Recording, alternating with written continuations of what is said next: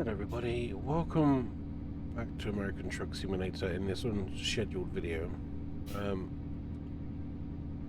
in this truck today. This is a tribute truck to one of my favourite childhood movies. I've watched this film my entire life. It is older than me. Today we're not talking about the game or the route. I know we're going to... I don't even know where we're going to. I picked the job and that was it, really. I didn't look. I just wanted to make a video because this truck, as you've seen, is not your typical ATS style truck. It's actually based on a movie truck, the movie being called Convoy.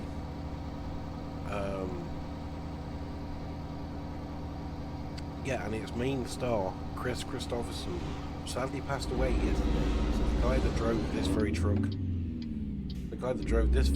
in the movie, is sadly no longer with us. He died at 88 years of age, peacefully at home in Maui, Hawaii. And I'm in shock. I don't know why. I mean, when he gets old, right? Everyone dies. To me, Kris Kristoferson was the rubber duck, Martin Penwald, in these movies. But to be honest with you, there was a lot more to him than that. He was an actor. Some of you may know him. In his later years, he was in the Blade trilogy. He played Whistler,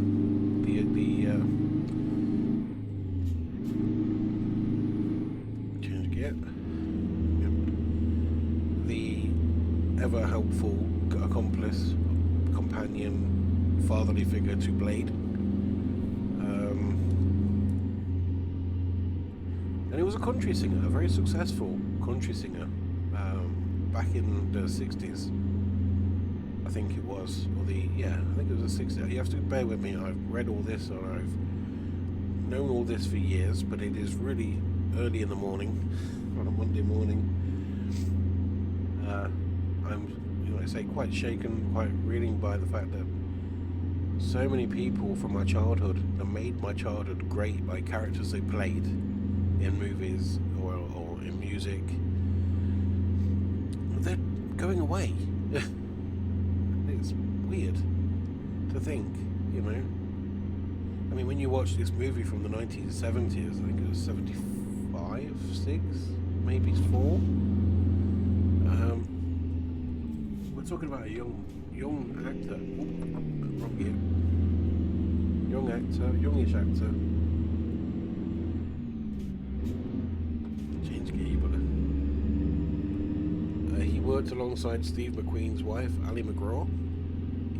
She was the on-screen lead female.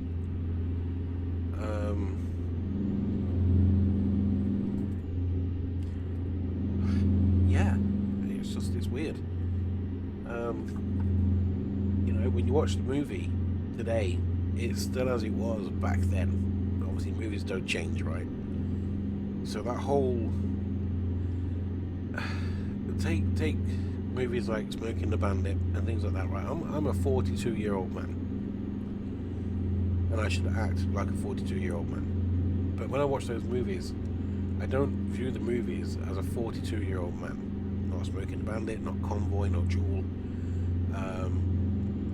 Even up to Jurassic Park, I don't view them as an adult. I view them through the eyes of the child I was the first time I watched them, because it takes me back to a place where life was good, life was simple, and then you see pictures of them in modern day and you realise they've got old. My favourite band, Green Day, they've got old. They're not retired, but they're old. They're in their 50s now. I was 12 when I first started listening to Green Day. Yeah. And you forget when you watch these old movies back. I mean, there's a lot of people in these films that are no longer with us. In this one alone, in Convoy alone, his best friend in the film went by the name of, he had two names initially. He called himself the Love Machine. Excuse me, the Love Machine, and he spent a lot of money on a very pimped out rig. It had a waterbed in there, it had a colour TV in there, which was very fancy for the day. And it was all plush, all sort of, it looks a little bit mobile whorehouse when you look back at it, but at the time it was classed as very posh for a truck. Burt Young, his name was. He was also in the Rocky franchise, played Paulie in the Rocky franchise.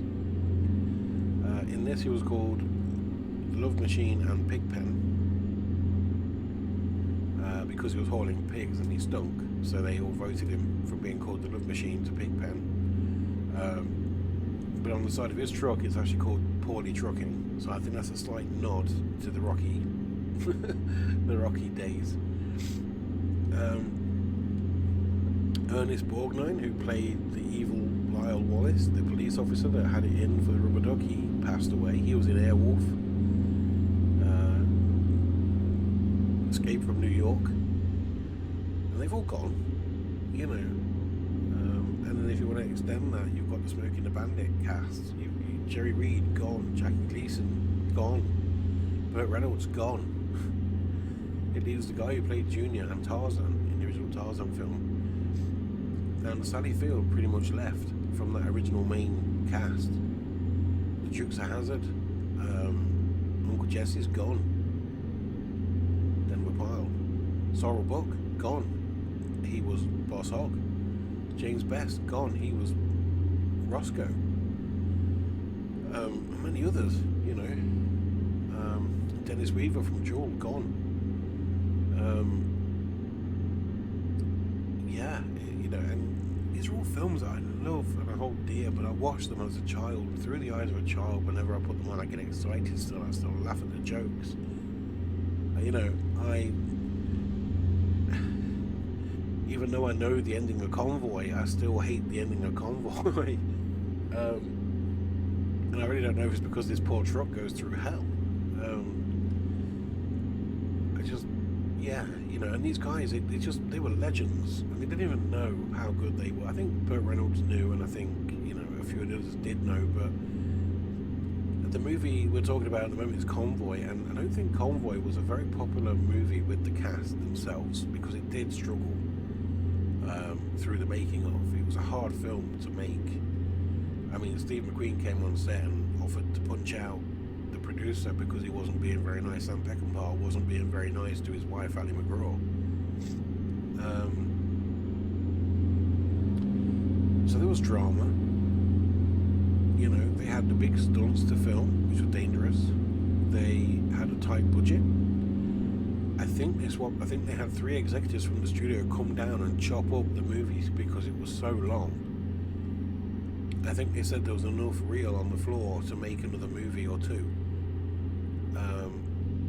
But in doing that, they apparently, like, Rubber Duck's backstory, you didn't hear much about his past. Well, Wallace, the evil policeman, you don't hear why he became how he did, but this was all in the original script. So the film itself was about 4 hours long. 4 or 5 hours long. And it needed trimming, so they had to trim it down, but doing so they took out key moments, left in most of the action, because you do go from pretty much action scene to action. There's always something going on, there's always something the truck's driving into, there's something. I mean, they ran a truck through it. I mean, these guys, they did stunts that were pioneering.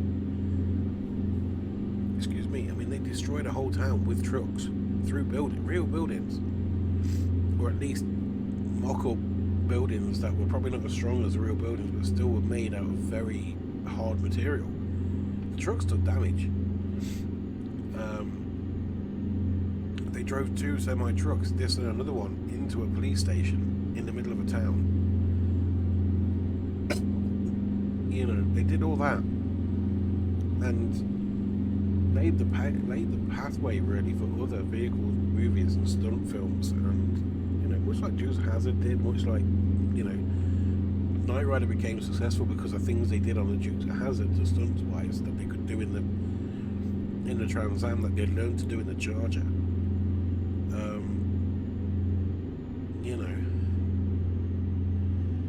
yeah, so I'm a bit. This is just more of a me getting my thoughts out there video, I suppose, if you like. But at the same time, just the duck on the front is iconic, you know. I'm going to buy one eventually. I'm going to have it on my desk. Yeah, and on top of that, I've not been 100% well.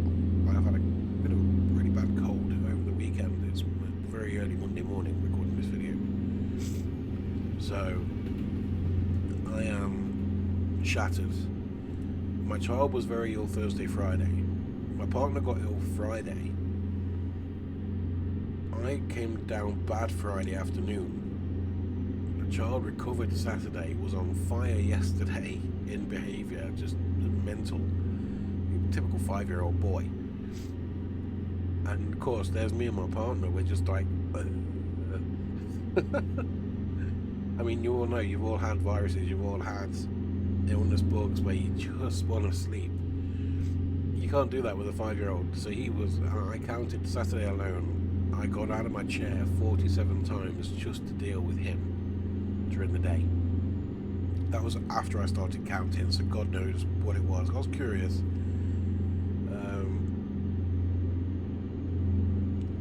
But yeah, you know, excuse me. So I don't know what this is going to do for the recording schedule. Obviously, I've got Lincoln Farm, but I haven't touched Lincoln Farm since last Tuesday, I think, when I made the video on Tuesday. So the farm does need to move along.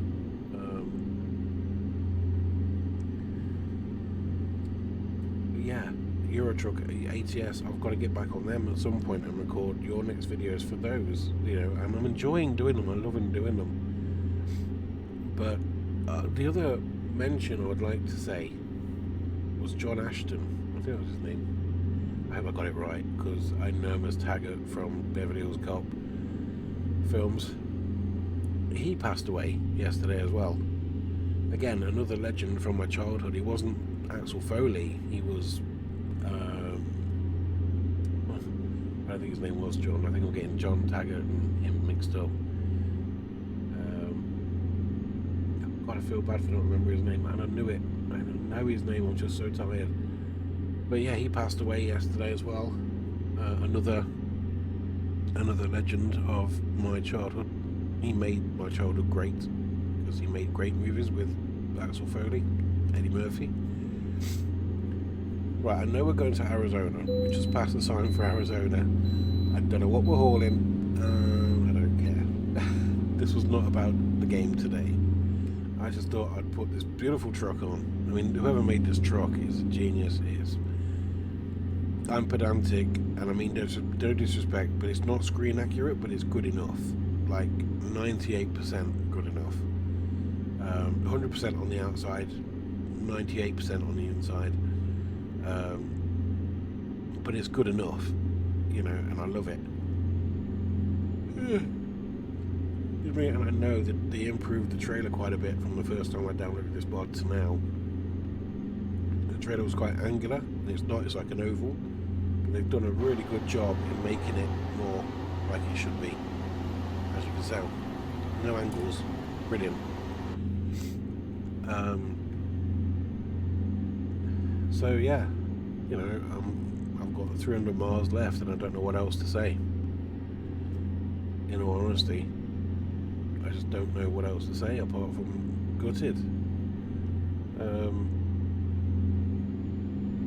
But you know, he was 88 years of age, and he did a lot of stuff.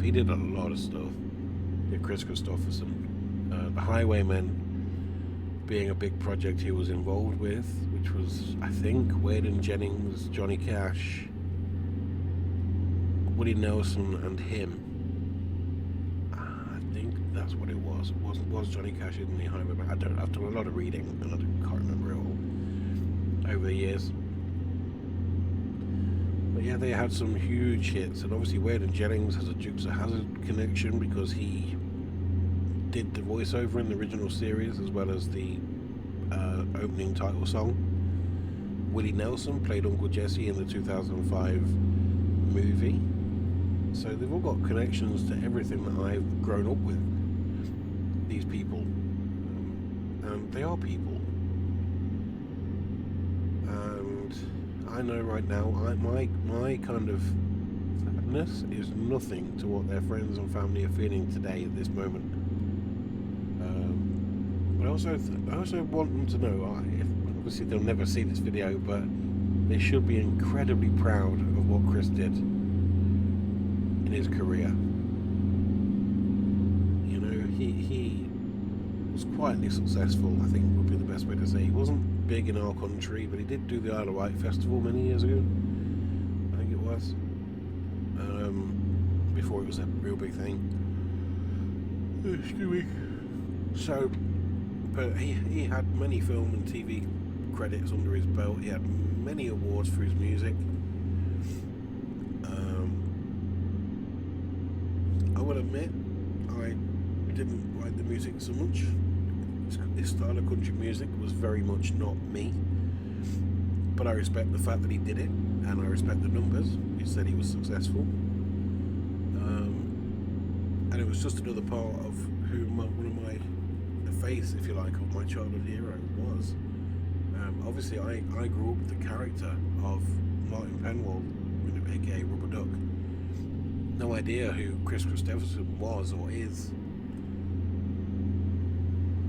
But the character he brought to my life is the character I'm mourning, I suppose, because he was Rubber Duck, as far as I'm concerned.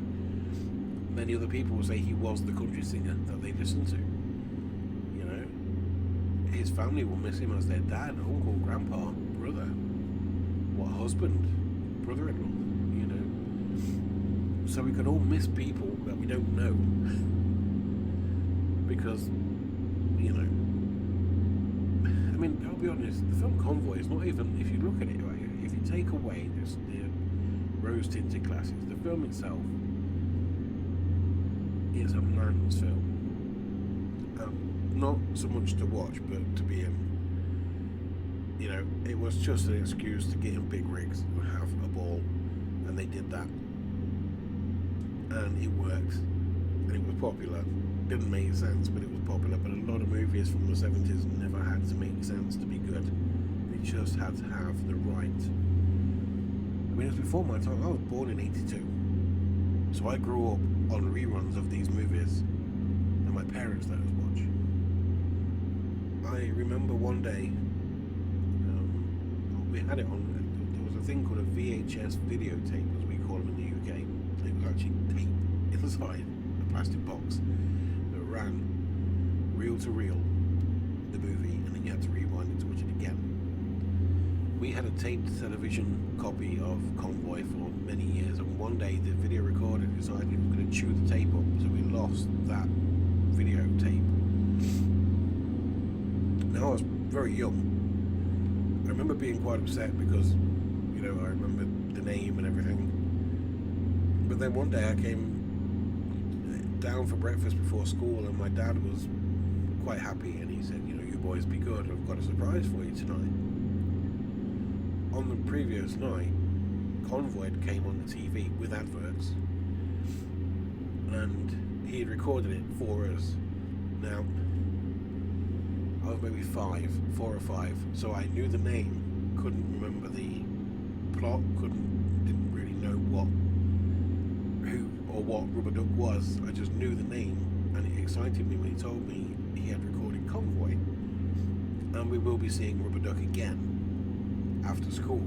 Now I went into full on, yes, I want to see it, I want to enjoy it. My brother was the same, he was older, 3 years older, he knew what it was, he remembered watching it. I didn't remember watching it, but I remembered the names. So for his excitement, I think I bounced off him more because he was well excited to be watching this movie after school. All day long at school I was telling everyone, I'm watching Convoy tonight, and they had no idea what I'm on about. Didn't know who Rubber Duck was because the film was not really child appropriate. But I got home that night and I was physically shaking in excitement because I knew there was a black truck in it with a tank on the back, a tank trailer on the back, and I knew it was epic. Didn't know anything about it, couldn't remember anything about it, and I sat there skipping through the adverts with the remote control for the fast forward on the. No, we had to get up and fast forward it with a button on the device at the front underneath the TV, and we'd miss it and have to rewind it back, and we watched it, and it was the best ever. I sat on my dad's knee. It was me, my dad, my brother, and my mum all watching Convoy. That's my first memory of it. I remember my mum cringing at the scene where Convoy, Kris Kristoferson's getting it on with the main girl in the back of his truck. It's a little bit racy, but not by today's standards. But for a 5-year-old, yeah, that was the first time you saw a naked lady. She wasn't fully naked, but you got the idea. My son, he's 5, he has seen Convoy. I distract him when that bit comes on. It's only for a couple of minutes, so I distract him. But he's going to notice it one day. But I watched it at 5 years old, he can watch it at 5 years old. That's, toughens them up. I think today's, everything's too soft these days, I'm not going to lie. Yeah, so that was my first genuine, Rubber Duck was a name I got excited about for no reason whatsoever, because I didn't have a clue who it was as a child. But from that moment on, watching that movie with my family, I watched it nearly every single night after school for a week. And I learned every line. I memorized the song, I memorized everything. And then I got into Smoking the Bandit, the same with that. The Love Bug, same with that. Knight Rider, I do remember watching on television. Didn't understand what was going on. Knew it was just some dude who used to be another man who has a car that can talk, be emotional. Yes, when Kit got destroyed on every occasion, I did cry. I was 5. I was under 10, give me a break. But I truly believe that this stuff made me who I am, along with my parents, obviously. But there's nothing like these movies on TV anymore. They're all CGI heavy, they're all trying to prove a point, they're all woke. You've got cast members being cast in roles who really wouldn't be cast in, they're just doing it to tick boxes. I'm not saying the actors don't do a good job, I'm just saying it takes away the realism of what you would expect. Take Prey, the Predator movie, right? A girl of 13 would never, ever be able to take on a predator, but she does. Good film. It is a good film, and the girl did a great job. She was fantastic. I'm not saying it was her fault. All I'm saying is it was a it doesn't have to be, I don't want to sound racist, but it doesn't have to be a white female. It just needed to be a female, but they made her a ethnic minority female, which was fine again, but the age was wrong. Make her a warrior princess if you're going to make her into that kind of, and it was her coming of age story, and I get it, but it was the wrong genre to do that with. Predators are these badass hunters, which is weird because they're called predators. I'm not going to get into that, but you get my point. Where in these movies, women played women, men played men, and in this movie in particular, they had black cast members, male and female. They were given good screen time, and they were given interesting characters to play. Black Widow, as her name was, CP Hando, she was feisty. She was very feisty. She was a lot of fun to watch. In the making of the movie, her truck actually fell over. They were turning a tight corner, taking it speed for the filming, and her truck blew a tire and actually tipped over in real life, and they kept it in the movie. So when you see it fly over, it did fly over. That wasn't a stunt, but they kept it in the movie, and it showed her grumpy, grouchy, angry side because she wasn't happy her truck flipped over, and she goes up to his two brothers who have their own rig and says, "Come on, you got yourself a passenger," and they're like, "Oh, okay." Madge Sinclair is her name, and she went on to be Simba's mum in Lion King. So there you go. So she played opposite the other guy, the guy that passed away the other week. My brain, I'm tired, I can't remember his name. He was Darth Vader's voice, you know him as, some of you. Akeem's father from Coming to America. And she was also in Coming to America, so she played the voice of Simba's mum in The Lion King, and Akeem's mum in Coming to America. So she worked with James Earl Jones, that was his name, on two really quite, another, again, iconic movie from my childhood, Coming to America, Lion King. Yeah, you know, I think she's still alive, I'm not sure. I can't remember. Again, I'm very tired, so yeah, I came on to talk about Convoy, and I'm talking about The Lion King and Coming to America. Yeah. And the other interesting character was the black guy, Spider Mike, right? And he was in there, in the Convoy as part of the, they didn't even, his colour never comes up, right? Until he has to leave the convoy to go home to his wife, who's having a baby, and just in a, I suppose it's how it was back in the day, but he has to go across a certain state, I can't remember which one, and they say he's going through a bad country for a black driver on his own, and yeah, he ends up getting picked up by the police and beaten badly, and they come and rescue him in an epic town scene that they destroy. But that is the only like racial thing they do in there, but they do it in a passive way where, oh okay, so they've mentioned it, so something bad's going to happen to him, and it does. It turns out he has a son, his wife had a son, so it was all good in the end. But I'm getting ready to stop talking because I'm very tired. We're going to run out of steam before we...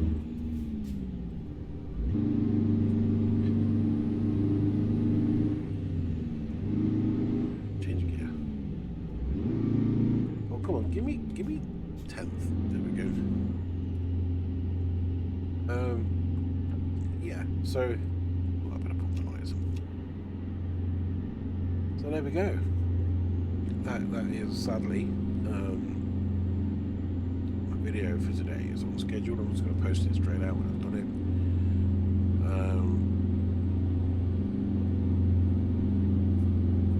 Yeah,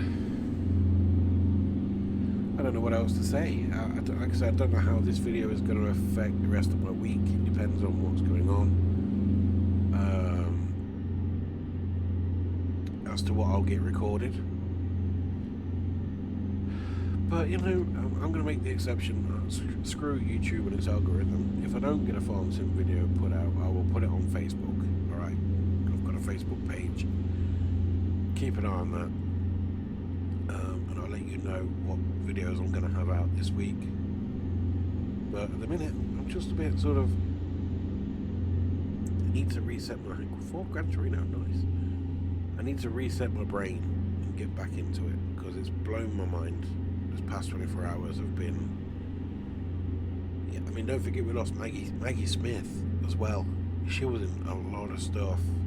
She played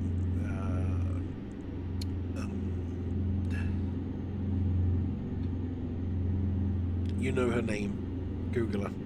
Alright, she was epic. She was in a very cool film opposite Whoopi Goldberg in the 80s, maybe even early 90s, called... I can't remember. She plays a nun, and I've gone blank. I don't know. I feel awful.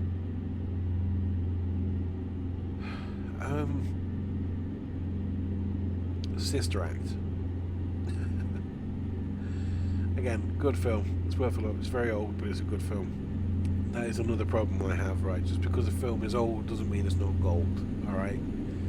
And a lot of films won't get played today because they are offensive to the soft, you know, if you could just take it, like, just say, right, okay, if if you're a younger person and you're curious about Convoy, but you're also very sensitive to subjects, do me a favour, watch the film. Don't think about, oh, that's a racist remark, or that's a sexist remark, or that's inappropriately said. Because don't forget, I'm sorry, when these films were made, the world was different.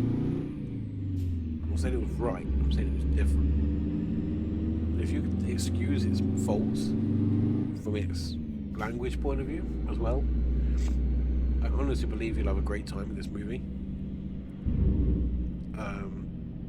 And Smoking the Bandit and Jewel. Jewel's really good, actually. Jewel is Steven Spielberg's first major film. So that is worth a look if you like thrillers. But yeah, this is where our job ends. I'm going to have to turn the mic off because my throat is starting to hurt. So I'll finish this job off mic. So thank you so much for watching, guys. Thank you for letting me talk and get this off my chest. Yeah, and I'll see you in the next one. Bye for now.